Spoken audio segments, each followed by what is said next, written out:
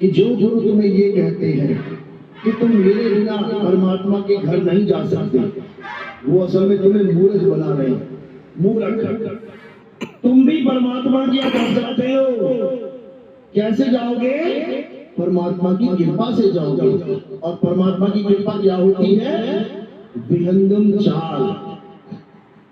विहंगम चाल का मतलब समझ लो। विहंगम चाल का मतलब होता है जैसे पक्षी आसमान से उड़ता है और सीधे धरती से उड़ता है और सीधे आसमान पे पहुंच जाता है।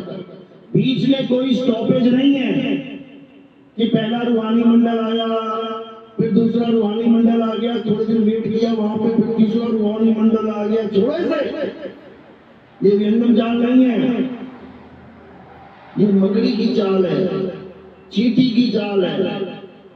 ये विहंगम चाल नहीं है। विहंगम चाल क्या होती है? सीधा पक्षी उड़ा और सीधे आसमान पे। इसी को कबीर साहब ने बोला कि जो गुरु तुम्हें रुक रुक के स्टेशन बता बता के पहुंचाए कि पहला स्टेशन आएगा उसका नाम जपो ज्योत निरंजन, फिर दूसरा स्टेशन आएगा उसका घड़ी ओंकार, फिर तीसरा स्टेशन आएगा उसका राणकार, फिर और आएगा उसका सोहनी, बेवकूफ बना दिया तुम्हें, मारे गए तुम्हें।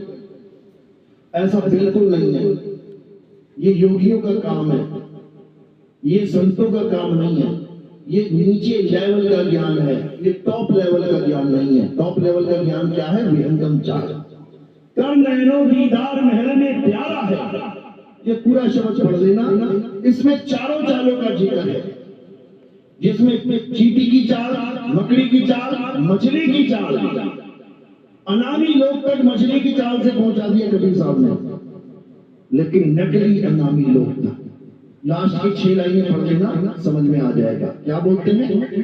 काया भेद किया निर्वारा, ये सब रचना पिंड मजारा, माया अवगत जाल पसारा, सो कारीगर भारा है। आदि माया कीनी चतुराई, झूठी बाजी पिंड दिखाई, अवगति रचना रची अंडवाही, ताका प्रतिबिंब डाला है। यानी ये सतलोक, अलग लोग, अगम लोग, अनामी लोग, फलाना लोग, ठिकाना लोग, ये सारे लोग किसने बनाए हैं? इसी माया ने बनाए हैं। कहां